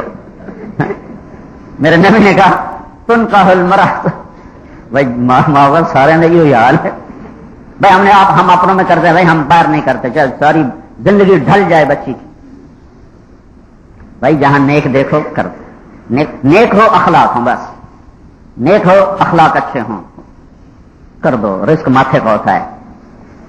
اللہ کے نبی نے ایک رشتہ اپنے گھر میں کیا حضرت علی کا، ایک رشتہ آپ نے کیا اپنی قوم کے اندر، خاندان نہیں ہے قوم ہے، حضرت عثمان کے ساتھ کیا ہے. 2 بیٹیاں ان کو دی ہیں اور ایک ابو العاص رضی اللہ عنہ کو دی. وہ بھی قوم ہیں، خاندان نہیں ہے، غیر سید ہیں. عثمان غیر سید، ابو العاص غیر سید. سید میں صرف اپنی بچی فاطمہ دی ہے. اور حضرت عثمان کی جب نکاح میں جب دوسری بیوی بھی فوت ہو گئی ام کلثوم، تو آپ نے کہا اگر میری 100 بیٹیاں ہوتی تو میں اور وہ اس طرح مرتی تو میں ایک ایک بیٹی عثمان کے نکاح میں دیتا جاتا. لہٰذا بھائی اپنوں میں بھی ہو سکتی، باہر بھی ہو سکتی. غیروں میں آپ نے خود بھی کی، باہر بھی کی، اپنوں میں بھی کی، اور اپنی بیٹیوں کو اپنوں میں بھی دیا، باہر بھی دیا ہے. ایسے آپ نے نکاح سادگی سے بھی کیا ہے، درمیانے درجے کا بھی کیا ہے، اعلیٰ درجے کا بھی کیا ہے. تینوں درجے آپ نے کیے ہیں. سنت سادگی ہے، اجازت تکلف کی اجازت ہے. سادگی کی سنت ترغیب بھی دی، حکم بھی دیا، کیا بھی. ساری بیویوں کا ولیمہ سادگی سے کیا ہے اور ترغیب دی ہے. لیکن حضرت زینب بنت جہش کا ولیمہ پر تکلف کیا ہے، سارے مدینے کو کھانا کھلایا ہے. تو یہ اجازت ہے کہ کوئی مالدار آدمی اگر تکلف کرنا چاہتا ہو تو کر سکتا ہے، تکبر نہ ہو، ریا نہ ہو، اور ایسا ولیمہ نہ ہو جس میں غریبوں کو نہ بلایا جائے، اور ایسا نہ ہو جس میں فخر اور ریا ہو. تو اس کی اجازت ہے، جائز ہے، ناجائز کوئی نہیں، پسند نہیں ہے. سادگی کے ساتھ کیا ہے. اور آپ نے ساری ازواج مطہرات کا ولیمہ بلکہ حضرت عائشہ سب سے محبوب بیوی ہے، اس کا ولیمہ تھا 1 گلاس دودھ. جو آیا دودھ پلایا ہے، یہ ولیمہ تھا. اور حضرت صفیہ رضی اللہ تعالیٰ عنہ کا ولیمہ 3 دن کیا ہے، 3 دن. لیکن ان 3 دن میں یہ تھا کہ آپ کا حکم تھا اپنی روٹی لے کر میرے دسترخوان پر آ جاؤ. آپ نے خود کچھ نہیں پکایا، صحابہ اپنی روٹی لے کر آتے تھے اور آپ کے دسترخوان پر سارے جمع ہو کر کھا لیتے تھے. تو اس طرح اس میں گوشت کا ایک ٹکڑا نہیں تھا. روٹی جو کی، کھجور، پنیر، یہ چیزیں تھی، گوشت کی ایک بوٹی نہیں تھی. 3 دن یہ ولیمہ چلا، لیکن سب آدمی اپنی روٹی لے کر آ کے بیٹھ کے کھا لیتے تھے. یہ حضرت صفیہ رضی اللہ تعالیٰ عنہ کا ولیمہ آپ نے کیا. حضرت ام سلمہ رضی اللہ تعالیٰ عنہ کے ولیمہ میں آپ نے سبزی پکائی، سبزی چقندر، اور وہ آپ نے کھلایا ہے، سادگی کے ساتھ ہے. ہاں حضرت زینب کا نکاح چونکہ اللہ نے آسمانوں پر پڑا تھا اور یہ دنیا کی واحد خاتون ہے جس کا نکاح اللہ نے اوپر کیا. ہمارے نبی کی جو شادیاں ہیں یہ ساری حکم کی ہیں، شوق کی نہیں ہیں. شوق کی شادی 25 سال کا نوجوان 40 سال کی عورت سے شوق کی شادیاں. اگر میرے نبی کو، اور ایک حدیث میں تھا مالی فی النساء من حاجت، مجھے عورتوں کی کوئی خواہش نہیں ہے. 25 سال عمر ہے اور ایسا حسین پوری دنیا میں کوئی نہیں ہے، اور اس عورت سے شادی کر رہے ہیں جس کے 2 نکاح ہو چکے ہیں. ہر نکاح سے اولاد ہے، ہر نکاح سے پہلے نکاح سے ایک بیٹی، دوسرے نکاح سے ایک بیٹا، اور تیسرا نکاح آپ کے ساتھ ہوا ہے. یہ تو مشہور ہے. اور بعض روایت میں 3 نکاح بھی ہیں، 3 بیاں، تینوں سے آپ بیوہ ہوئی ہیں. پہلے فوت ہو گئے، دوسرے فوت ہو گئے. ابو حالہ جب فوت ہوئے ہیں تو پھر حضرت خدیجہ رضی اللہ تعالیٰ عنہا نے شادی کا ارادہ ترک کر دیا. پھر جب اللہ کے نبی کے اخلاق دیکھے تو پھر ان کو شادی کا پیغام بھیجا. تو 25 سال کا نوجوان 40 سال کی عورت سے آج بھی شادی کا تصور نہیں کر سکتا ہے. تو اس وقت ایسی طاقت، ایسی جوانی، ایسا حسن، کیا ضرورت تھی آپ کو 40 سال کی عورت کے ساتھ شادی کرنے کی. پھر آپ نے عمر کے 25 سال مزید گزارے. 50 برس اپنے سے 15 سال بڑی عورت جو 2 نکاح کر چکی تھی، ہر نکاح سے اولاد تھی، اس کے ساتھ گزارے. اور جب عمر ڈھل گئی، 50 کے بعد عمر ڈھلنا شروع ہو جاتی ہے اور حضرت خدیجہ کا انتقال ہوا تو اس کے بعد 10 نکاح اکٹھے کر لیے. وفات سے 3 سال پہلے آپ کی آخری شادی ہے حضرت میمونہ رضی اللہ تعالیٰ عنہا سے. یہ ساری اللہ کے امر کی شادیاں تھیں, یہ اللہ کے امر کی شادیاں تھیں اور اس کے پیچھے حکمتیں تھیں بے شمار جس کی وجہ سے یہ نکاح کروائے گئے. اللہ تعالیٰ نے کہا کہ یہ تیری بیویاں ہیں یہاں بھی وہاں بھی, ولا ان تبدل بہن من ازواج ولو اعجبک حسنہن. اے میرے نبی یہ بیویاں میں نے تیرے لیے منتخب کی ہیں, اب یہی تیری یہاں اور وہاں کی بیویاں ہیں. نہ تو انہیں طلاق دے سکتا ہے نہ ان کے علاوہ کوئی اور شادی کر سکتا ہے. آپ نے حضرت حفصہ کو 1 طلاق دی تو اللہ تعالیٰ نے جبریل بھیج دیا کہ واپس رجوع کر اپنے نکاح میں لے, میں نے جنت میں بھی اسے تیری بیوی بنا دیا ہے. تو یہ شادیاں اللہ کے امر کی تھیں, شوق کی نہیں جو کافر کہتے ہیں نا عورتوں کا. وہ جس کو یہاں علم دین شہید نے مارا تھا جس ہندو کو, تو اس نے اسی پر بکواس کی تھی کہ جو زیادہ شادیاں کو آج بھی یہ اعتراض ہے, آج بھی اعتراض ہے. میں اس لیے اس کو واضح کر رہا ہوں تاکہ آپ کے کان کھلے رہیں, آنکھیں روشن رہیں کہ شوق ہوتا تو 25 سال کا نوجوان 40 سال کی عورت سے شادی کرے جو 2 نکاح کر چکی ہو, تو پھر 50 برس ایک عورت کے ساتھ گزار دے, اور جب بڑھاپا شروع ہو جائے 51 سال کی عمر تو شادیاں شروع کر دے. شوق ہوتا تو پہلے ہوتا. یہ میرے اللہ کا امر تھا, وہ ہمارا نبی ہے. حضرت زینب سے آپ شادی کرنا ہی نہیں چاہتے ہیں اور اللہ اشارہ کر رہا ہے کرو, اور یہ نہیں کر رہے کیونکہ وہ بیٹے کی منہ بولا بیٹا تھا زید, اس کے نکاح میں دیا تھا, اس کی ہو گئی طلاق. اب اللہ کہیں کرو, آپ نہ کریں کہ سارا عرب کہے گا بہو سے شادی کر لی, کیونکہ منہ بولا بیٹا حقیقی بیٹا سمجھا جاتا. تو بڑا اللہ تعالیٰ کی طرف سے اشارے آ رہے ہیں کرو کرو. آپ اسی گھبراہٹ میں کیسے کروں, لوگ کیا کہیں گے. تو جب آپ نے قدم نہیں اٹھایا تو اللہ نے قدم اٹھا دیا.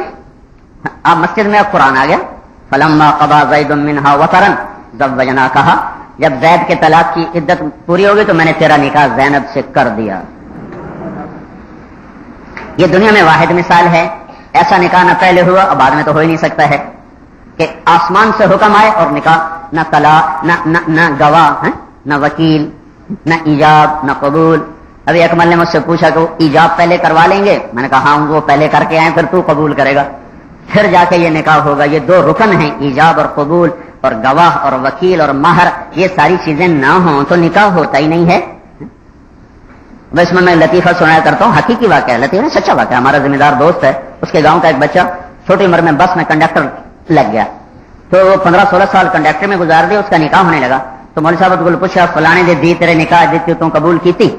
وہ ساری زندگی بس آتے کیتا آمن دو استاد جی جمن دو. تو اس نے ہاں بھائی تم فلانے دے دی قبول کیتی؟ وہ آخر لگا جی آن دو. ہاں جی, تو اس کے بھائی نے اس کو پیچھے سے کونی ماری تو آخر لگا جی جان دو. 2 ہی لفظ اس کو آتے تھے, یا آن دو جان دو.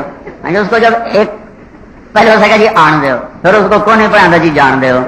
پھر بھائی نے اس کو پیچھے سے کونی ماری, پھر کہنے لگی جی میں سارے دی صلاح ہوئے. تو مولوی صاحب کہ ان کام نہیں بڑھنا, تو آج میں قبول کیتا. یہ اتنا ضروری لفظ ہے, لیکن یہاں کیا ہے زوجناکہا, میں نے تیرا نکاح کر دیا, جا تیری بیوی ہے. تو اسی وقت اللہ کے نبی اٹھ کر گئے. تو حضرت زینب نے اس خوشی میں ولیمے کا خود خرچہ اٹھایا کہ یا رسول اللہ یہ ولیمہ میں خود کروں گی. تو یہ ایسا ولیمہ تھا کہ سارے مدینے نے روٹی کھائی, اور مدینے کے بعد یہ 2,500-3 ہزار کے قریب تھی اس وقت. اطراف کی ملاؤ تو 5,000 کے قریب تھی. تو آپ کی طرف سے کھلی دعوت تھی, آؤ جتنا کھاتے ہو کھاؤ.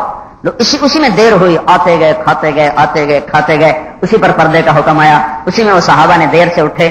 تو یہ بھی طریقہ موجود ہے, کوئی اگر مالدار آدمی تکلف کرنا چاہتا ہے کر سکتا ہے. ہمارے یہاں 2 ذہن ہے. دیندار طبقہ یہ سمجھتا ہے ذرا سے بھی تکلف کرو تو بڑی بے دینی ہے, بڑا اسراف ہے, اس سے تو مسجد بن سکتی تھی, اس سے تو مدرسہ بن سکتا تھا. اور جو مالدار طبقہ وہ کہتا ہے شراب بھی ہو, لڑکی بھی ناچے, گھنگرو بھی چھنکے تو وہ شادی ہے. یہ دونوں تصور بڑے غلط ہیں. اللہ تعالیٰ ایک اعتدال کی زندگی بتاتا ہے, نبی اس کو عمل سے ثابت کرتا ہے.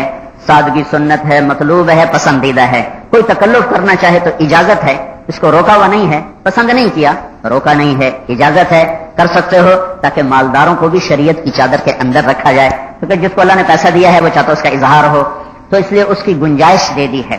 تو بھائیو یہ سارے میرے نبی کے طریقے ہیں. حضرت ام کلثوم, حضرت رقیہ, حضرت زینب کی شادیاں بڑی سادگی سے کی, بہت سادگی سے. لیکن حضرت فاطمہ کی شادی بڑے تکلف سے کی. ایسے مسجد میں آپ نے کہا حضرت علی سے کہا مجمع اکٹھا کرو, ساری مسجد لوگوں سے بھر گئی. پھر آپ نے حضرت علی کو ایسے سامنے بٹھایا, کہا کہ لوگوں میرے اللہ کا حکم آیا کہ میں اپنی بیٹی فاطمہ کا نکاح علی کے ساتھ کر دوں. پھر آپ نے خطبہ پڑھا, پھر ان کا آپ نے کہا کہ علی میں نے فاطمہ بنت محمد کو 480 درہم کے عوض تیرے مہر کے عوض تیرے نکاح میں دیا، تو نے قبول کیا؟ تو حضرت علی نے فرمایا جی میں نے قبول کیا، اور سجدے میں گر پڑے، سامنے مسجد میں نکاح تھا، سجدے میں گر پڑے اور رب اوزعنی ان اشکر نعمتک التی انعمت بها علی وعلی والدی، تو آپ نے کہا آمین۔ حضرت علی نے دعا مانگی، اللہ کے نبی نے آمین فرمائی۔ اس کے بعد اللہ کے نبی نے خود سارے مجمع کو شہد کا شربت پلایا اور کھجوریں کھلائیں، تکلف کیا ہے۔ پھر اس کے بعد رخصتی کے موقع پر آپ نے حضرت عائشہ اور حضرت حفصہ رضی اللہ تعالیٰ عنہ سے فرمایا کہ فاطمہ کو دلہن بناؤ، یہ میری سب سے محبوب بیٹی۔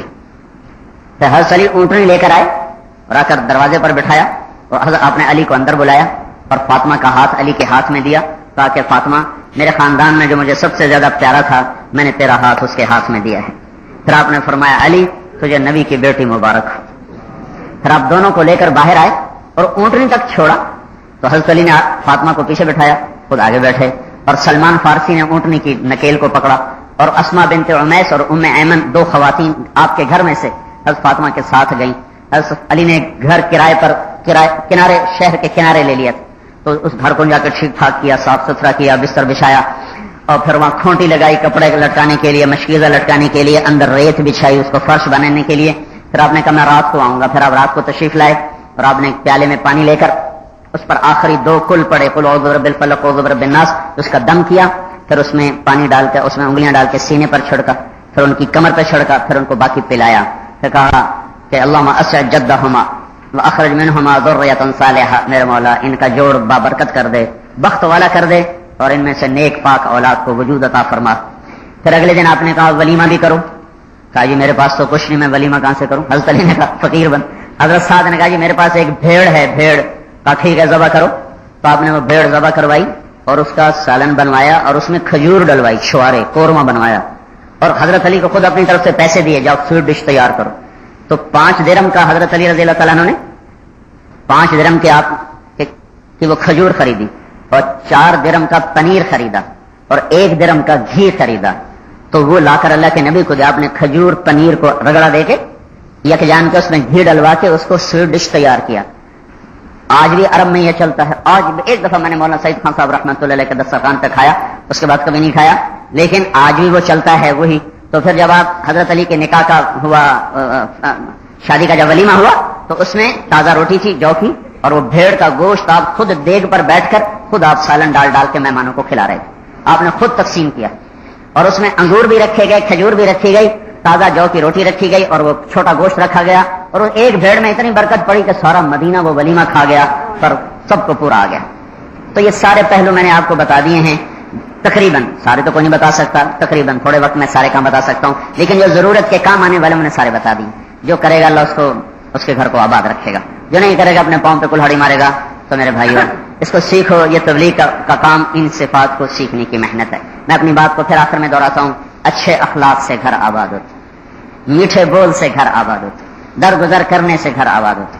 آنے والی کو چاہیے کہ وہ خامد کو بھی عزت دے، اس کی ماں کو بھی دے، اس کی بہنوں کو بھی دے، اس کے باپ کو بھی دے، اور لے جانے والوں کو چاہیے کہ اس کو بیٹی بنا کے رکھیں، کیونکہ سسرال والے عیب ڈھونڈتے ہیں، جو میکا ہوتا ہے وہ عیب چھپاتا ہے، انہوں نے تو گود میں پالا ہوتا ہے نا، وہ تو عیب چھپاتے ہیں۔ سسرال والے نیکیوں کو بھی عیب بنا کے اچھالتے ہیں، اور اس کی خوبی میں بھی کمی ڈال کے اس کو باہر لانے کی کوشش کرتے ہیں۔ یہ ہمارا رواج ہے، ہمارا ماحول ہے، یہ ہمارا درد ہے، یہ ہمارا دکھ ہے، یہ دین ہی اس کا علاج ہے اور کچھ اس کا علاج۔ ایک بڑا نیک خاندان، با پرد، نمازی، پرہیزگار، اور طلاق پہ میاں بیوی پہنچ چکے ہیں۔ اللہ تعالیٰ نے مجھے ذریعہ بنایا اور وہ گھر اب آباد ہے۔ طلاق ہوتے ہوتے بات رہ گئی، 99 تک بات چلی گئی تھی۔ وجہ کیا نکلی ہے کہ ساس کہتی تھی یہ اپنی ماں سے ملنے جاتی، مجھ سے کیوں نہیں پوچھتی؟ وہ خامن سے پوچھ کے جاتی ہے، اس کے ذمے ہے خامن سے پوچھنا۔ ساس سے پوچھنا اخلاقی فرض بنتا ہے، شرعی فرض نہیں بنتا ہے۔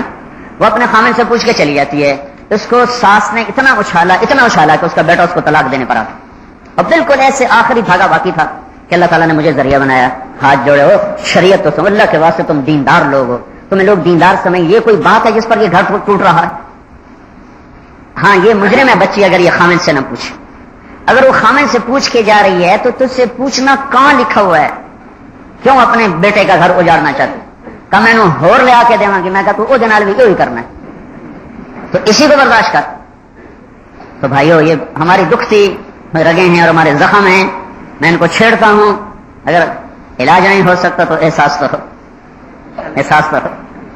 تو اب بھائی آپ سارے بھائی سب کو اس کی نیت کرو اور تبلیغ میں کے لیے وقت نکالو تاکہ یہ چیزیں قابو میں آئیں، عمل میں آئیں۔ اللہ تعالی ہم سب کو عمل کی توفیق بخشے۔ درود شریف پڑھو۔ اللهم لك الحمد كما انت اهله وصل على محمد كما انت اهله وقل بنا ما انت اهله انك اهل التقوى واهل المغفرة. ربنا آتنا في الدنيا حسنة وفي الآخرة حسنة وقنا عذاب النار. اللهم يا رب السماوات والأرض، اللهم يا من لا تراه العيون ولا تخالطه الظنون ولا يصفه الواصفون ولا تغيره الحوادث، يا من رفع السماء بقدرته ودحى الأرض بمشيئته وخلق الخلائق بإرادته واستوى على العرش كما يليق بجلاله، يا من لا يعجزه من شيء في الأرض ولا في السماء، يا من أحاط بصره بجميع المرئيات ووسع سمعه الأصوات وأحاط بصره بجميع المرئيات ولا يعجزه من شيء في الأرض ولا في السماء. نسألك علما نافعا ورزقا واسعا وشفاء من كل داء. اے زمین آسمان کے بادشاہ، اے تن تنہا بادشاہ، اے وہ ذات جس کا شریک نہیں، وہ ذات جو بیوی اور بچوں سے پاک، اے وہ ذات جو ہر قسم کی شرکت اور شراکت سے پاک، اے وہ ذات جو نیند اور اونگ سے پاک ہے، اور اے وہ اللہ جو بے عیب ہے، سبوح بھی ہے، قدوس بھی ہے۔ ہم تیرے عاجز بندے، گناہگار بندے، تو نے ہمیں نیک نسبت دی، تو نے ہمیں علم کی نسبت دی، تو نے ہمیں دین کی نسبت دی، تو نے ہمیں نیک نسبت سے نوازا، تو نے لوگوں کے دلوں میں بھی ہماری نیک شہرت کو بٹھایا۔ اے کریم اللہ، ہم نے تیری اس نسبت کی قدر نہیں کی ہے تو ہمیں معاف فرما دے۔ اے اللہ، ہم نے تیری ستاری کی چادر کی قدر نہیں کی میرے آقا، اور تو نے یہ عالی نسبت ہمیں عطا فرمائی، اس پر ہمیں تو نے شہرت دی، اور لوگ ہمیں تیرے دین کے علم والا سمجھنے لگے، مسجد والا سمجھنے لگے، مدرسے والا سمجھنے لگے۔ یہ تیرا فضل ہے میرے مولا، تو نے ہمارا نام کے ساتھ ڈاکٹر نہیں لگوایا، انجینئر نہیں لگوایا، تاجر نہیں لگوایا، زمیندار نہیں لگوایا، تو نے اب ہمارے نام کے ساتھ اپنے دین کی نسبت کی کوئی نسبت لگوائی۔ تیری عزت کی قسم، تیرے مرتبے اور بڑائی کی قسم، ہم کسی ایک نسبت کے بھی اہل نہیں ہیں، لائق نہیں ہیں۔ تو نے اپنی شان کریمی سے ہمیں یہ نسبت عطا فرمائی، لیکن میرے کریم اللہ، مہربان اللہ، ہمیں نسبت کی قدر نہ کر سکے۔ اے اللہ، ہم سے یہ واپس نہ لے لینا میرے مولا، نہ قدری پر کچھ چیزیں واپس لے لیتا ہے، تیرا قانون ہے، پر ایک تیری رحمت بھی ہے میرے مولا، جس کے لیے کسی ضابطے اور قانون کی پابندی نہیں ہے، وہ تیرا اپنا کرم اور فضل ہے۔ جب میرے مولا تو نے ہمیں یہ نسبت عطا فرمائی تو اس وقت بھی ہمارے اندر کچھ نہ تھا، ہم عیب ہی تھے، اور جب یا اللہ اس نسبت کے ساتھ ہمیں لوگوں میں ہماری پہچان ہو گئی ہے، اے کریم اللہ، اے مہربان اللہ، یہ نسبت ہمارا لازمی حصہ بنا دے۔ اور اے مولا کریم، جب محشر کے میدان میں تو اس امت کے صحیح نسبت کے لوگوں کو بلائے اور تیری طرف سے معاذ ابن جبل کو اس امت کے علماء کا جھنڈا دیا جائے، اور پھر اس جھنڈے کے نیچے میرے آقا تو امت کے علماء کو بلا کر جگہ دے رہا ہو، اور ابو حنیفہ جا رہے ہوں، اور مالک جا رہے ہوں، اور شافعی اور ابن حنبل جا رہے ہوں، اور اس امت کے افاقین علماء جا رہے ہوں، تو اے کریم اللہ، تجھے تو پتا ہے ہمیں صرف نسبت حاصل ہے، باقی ہم خالی ہیں۔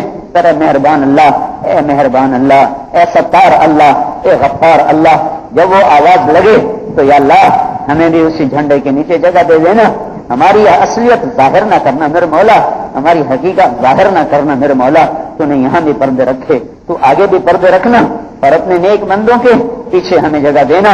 تیرے حبیب کا فرمان پہنچا ہے کہ امت کے علماء کا جھنڈا معاذ ابن جبل کے ہاتھ میں ہوگا، جب وہ جھنڈا لہرایا جائے۔ کریم اللہ، ایسا نہ ہو کہ لوگ دنیا میں ہمیں عالم کہتے رہیں اور قیامت کے دن تو ہماری اصلیت دکھا کر ہمیں نادانوں کے صف میں کھڑا کر دے، اور ہمیں نافرمانوں کے صف میں کھڑا کر دے، اور ہمیں اے کریم اللہ، اے اللہ، ہم تجھے تیری رحمت اور ستاری کا واسطہ دیتے ہیں یا اللہ، اے کریم اللہ، کرم تیری صفت، تیری رحمت تیرے غصے سے آگے، تیری بخشش تیرے انتقام سے آگے، تیری ستاری یا اللہ، تیری ستاری ہے جس نے ہمیں آج تک چھپایا ہوا ہے۔ اے مہربان اللہ، جب تو اپنے فضل سے ان نیک پاک بندوں کو جگہ عطا فرمائے اور جھنڈے کے نیچے جمع فرمائے تو آخر میں ہمیں بھی کھڑا کر دینا، ہمیں بھی وہیں جگہ دے دینا، ہمیں ہمارے اعمال کے مطابق فیصلہ نہ کرنا، ہمیں یہاں کی رسوائیوں سے بھی بچا اور اگلی رسوائیوں سے بھی بچا۔ پر اے مولا کریم، اپنے محبوب کی امت کی اور پورے عالم کے انسانوں کی ہدایت کے لیے ہمیں قبول فرما لے. اگرچہ ہم خود بھی گندے ہیں اور خود بھی یا اللہ ہدایت کے نور سے خالی ہیں اور خود ہمارے اندر غلاستیں بھری ہوئی ہیں، پر اے کریم اللہ تیری نظر انتخاب تو سب کچھ ہے، تو جب کسی کو پسند کر لیتا ہے آداب اسے خود سکھا دیتا ہے. اے کریم اللہ تو نے آج کے انسانوں کی ہدایت کے لیے اپنے بندوں میں سے کسی نہ کسی کو چننا ہے، کیونکہ ہمیشہ تو اپنے بندوں کا انتخاب کرتا چلا آیا. فرشتے کبھی نہ اترے، جانے والے قبروں سے نکل کے دوبارہ نہ آئے، تو ہمیشہ اس دور کے لوگوں میں سے کسی کو چاہ لیتا ہے اور اس کے لیے اس کو تو خیر کا ذریعہ بنا دیتا ہے. اے کریم اللہ ہم تیرے دربار میں ہاتھ جوڑتے ہیں اور یہ سارا تیرے دین کے طلباء کا مجمع ہے. یہ وہ جوان ہیں جن کی جوانیاں تیری عبادت میں گزری ہیں، اس میں علماء ہیں جو تیرا دین پڑھاتے پڑھاتے یا اللہ عمر کی منزلیں طے کر رہے ہیں، اور یہ تیرا گھر ہے میرے مولا جہاں نصف صدی سے زیادہ تیرا نام گونج رہا ہے. یہ ساری نسبتوں کی یا اللہ سب سے زیادہ تو نسبتوں کی رعایت کرتا ہے. یہ سب سے اچھا مجمع ہے جو تیرے آگے ہاتھ اٹھا رہا ہے. یہ سب سے اعلیٰ نسبت کے بچے ہیں جو تیرے آگے ہاتھ اٹھا رہے ہیں میرے مولا. ذلیل سے ذلیل کو بھی رد نہیں کرتا یا اللہ. کوئی تیرے در پہ ٹوٹے دل کے ساتھ آئے اور آئیں در تک آئے تو تیری رحمت کے در کھل جاتے یا اللہ. یہ ہزاروں کا مجمع تیرے دین کی نسبت کے طلبا اور یا اللہ یہ شبان نشو فی عبادتک تیری عبادت میں قربان کرنے والے طلبا. اے کریم اللہ اے مہربان اللہ ہم پہ نظر کرم فرما اور یا اللہ ہمیں اس نسبت والا بنا دے، ہمیں اس نسبت والا بنا دے اور آج کے ساری دنیا کے باطل کی ہدایت کا ہمیں ذریعہ بنا دے. آج کی دنیا کے باطل کے ٹوٹنے کا ہمیں ذریعہ بنا دے اور امت کے اندھیروں سے نکل کر روشنی میں آنے کا ہمیں ذریعہ بنا دے اور امت میں پھیلے ہوئے کفر کا، شرک کا، بدعات کا، غفلت کا، جہل کا، معاصی کا، شہوات کا، منکرات کے، فواحش کے پھیل جانے کا یا اللہ جتنا بھی نظام بن چکا ہے اس سب کے ٹوٹ جانے مٹ جانے کا ہمیں ذریعہ بنا لے. اور پوری امت میں خاص طور پر پوری انسانیت میں عام طور پر ایمان کے، صدق کے، وفا کے، عبادات کے، معاشرت کے، اخلاقیات کے یا اللہ ابواب زندہ ہونے کا ہمیں ذریعہ بنا دے. اللہ تو کسی کو تو قبول کرے گا نا، تو کسی کو تو ذریعہ بنائے گا نا یا اللہ ہمیں ہی بنا لے یا اللہ. اگرچہ ہم اپنی ذات کو دیکھیں تو ہماری ضرورت نہیں کہ ہم یہ سوال تیرے سامنے کریں اور یہ جو نہیں پھیلائیں، لیکن اگر ہم تیری رحمت کو دیکھیں تو بڑی وسیع ہے میرے مولا. خطاب کا بیٹا تو تیرے نبی کو قتل کرنے جا رہا تھا یا اللہ، تو ہدایت کا طلبگار بھی نہیں تھا. تیرا تو قانون ہے یہدی الیہ من ینیب، جو انابت کی راہ اختیار کرتا ہے تو اسے ہدایت دیتا ہے. پر خطاب کا بیٹا تو تیرے نبی کو قتل کرنے جا رہا تھا میرے مولا، تو تیری صفت ہادی متوجہ ہوئی اور وہ فاروق بن گیا اور تیرے حبیب کے پہلو میں قبر بنا گیا. اے کریم اللہ اے مہربان اللہ ہم گناہ گار ہیں، کافر نہیں یہ میرے مولا، ہم نافرمان ہیں، ہم باغی نہیں ہے یا اللہ. ہم نے بغاوت نہیں کی، نافرمانی کی، ہم نے گناہ کیے، ہم نے کفر. ہم تجھے ایک مانتے ہیں، تیری وحدانیت کا اقرار کر، تیری توحید کا اقرار کرتے ہیں، تجھے ایک کوئی بندگی کے قابل سمجھتے ہیں. محمد رسول اللہ صلی اللہ علیہ وسلم کو تیرا نبی اور آخری نبی کر، تیری کتابوں پہ ایمان لائے، تیرے رسول و ملائکہ تقدیر پر، موت کے بعد پر کہ اس نے پر ایمان لائے، جنت حق ہے، دوزخ حق ہے، یہ سب کچھ ہم نے مانا ہے میرے مولا. کافر نہیں ہے، نافرمان ہیں، ہم باغی نہیں ہیں، گناہ گار ہیں، ہمیں معاف کر دے میرے مولا، ہمیں معاف کر دے میرے مولا. تیرے بندے ہمیں نیک سمجھتے ہیں تو ہمیں نیک بنا دے. تیرے بندے ہمیں دین کا کام کرنے والا سمجھتے ہیں، ہم تو دکاندار قسم کے لوگ ہیں. ہمیں واقعتاً دین کا کام کرنے والا بنا دے، ہمیں واقعتاً دین کا کام کرنے والا بنا دے اور پورے عالم کے کفر کے مٹ جانے کا ہمیں ذریعہ بنا دے. یا اللہ تو تمام مدارس کی حفاظت فرما اور اس مدرسے کی بھی حفاظت فرما. پڑھنے پڑھانے والوں میں علم کا نور زندہ فرما، صفات قبولیت عطا فرما. جتنے مراکز ہیں، جتنے مدارس ہیں، جتنی خانقاہیں ہیں یا اللہ جتنا تیرے دین کا کام ہو رہا ہے سب کے حفاظت فرما. کام کرنے والوں میں صفات پیدا فرما. اے اللہ پوری دنیا کا باطل توڑ دے میرے مولا، توڑ دے میرے مولا. ہمارے ہاتھ میں تو طاقت رہی نہیں، نہ ہمارے پاس مادی اسباب ہیں، نہ ہمارے پاس روحانی اسباب ہیں. تو اپنے غیب سے فرما، تو اپنے غیب سے غیبی تائید شامل حال فرما. اور اے مولا تو کر دینا یا اللہ، تجھے کرنے کے لیے کوئی روکنے والا نہیں ہے. تو نے ہر دور کے فرعونوں کو پکڑا تو ہمارے فرعونوں کو بھی پکڑ، ہمارے قارونوں کو بھی پکڑ، ہمارے شدادوں کو بھی پکڑ اور ہمارے حامانوں کو بھی پکڑ اور انہیں عبرت کا نشان بنا دے، انہیں عبرت کا نشان بنا دے، انہیں چھانٹ چھانٹ کے حالات فرما دے، ان کی تدبیریں خاک میں ملا دے. جو تیرے حبیب کی امت کو مٹانا چاہے یا اللہ تو ان کو ہدایت دے دے اور ہدایت مقدر میں نہیں ہے تو یا اللہ ان کو صفحہ ہستی سے مٹا دے اور انہیں تباہی اور بربادی کی نشانیاں بنا دے. اور اے کریم اللہ جو ہم نے آگے ایمان پر چلے گئے ان کی قبریں ٹھنڈی فرما اور جب ہمارے جانے کا وقت آئے تو ہمیں بھی اپنی رضا کے ساتھ دنیا سے اٹھا. اور میرے مولا جب تیرے دربار میں پیشی ہو تو تیری جنت بھی آئے, تیری دوزخ بھی آئے, تیرا عرش بھی آئے, ترازو بھی آئے اور صراط بھی آئے اور تو بھی آئے اور تیرا اعلان ہو کہ تیار ہو جاؤ حساب کے لیے اور تیری طرف سے اعلان ہو وامتاز اليوم ایھا المجرمون. تو اے میرے کریم اللہ اس اعلان پر بڑے بڑے کانپ اٹھیں گے اور بڑے بڑے یا اللہ زمین پہ جا گریں گے. یا اللہ ہمیں مجرموں میں نہ کھڑا کرنا, ہمیں ہتھکڑی نہ لگانا, ہمیں بیڑی نہ پہنانا, ہمیں توق نہ ڈالنا. ہمیں پتا ہے ہم تیرے نافرمان ہیں پر اے کریم اللہ معافی دے دے اور ہمیں اس دن مجرموں میں کھڑا ہونے سے بچا لے, مجرموں میں کھڑا ہونے سے بچا لے. نیک لوگوں کے پیچھے جگہ دے دے, عرش کا سایہ دے دے, جنت الفردوس میں اپنے حبیب کا ساتھ دے دے اور یہاں سے لے کر فردوس تک کی ساری گھاٹیاں سارا آسان فرما دے. اس سارے نوجوانوں کو قبول فرما, ان تمام نوجوانوں کا سینہ علم سے بھر دے, معرفت سے بھر دے, ربانیت سے بھر دے, اخلاص سے بھر دے. یا اللہ یا اللہ یا اللہ یا اللہ نور علم سے بھر دے, تواضع عطا فرما, اخلاق عطا فرما, کردار عطا فرما. سارے عالم کے انہیں چراغ بنا دے, انہیں سورج بنا دے, انہیں چاند بنا دے, انہیں سیار بنا دے, انہیں پھرنے والا بنا دے, ان کا رزق آسان کر دے, کشادہ کر دے, حلال کر دے. ان کے آنے والے مستقبل کو میرے مولا خوبصورت بنا دے, بہترین بنا دے اور سارے عالم کے لیے انہیں راحت بنا دے اور تمام مدارس میں پڑھانے والوں کو سارے عالم کی ہدایت کا ذریعہ بنا دے. ربنا آتنا فی الدنیا حسنہ وفی الآخرۃ حسنۃ وقنا عذاب النار. وصلی اللہ تعالی علی النبی الکریم. آمین برحمتک یا ارحم الراحمین.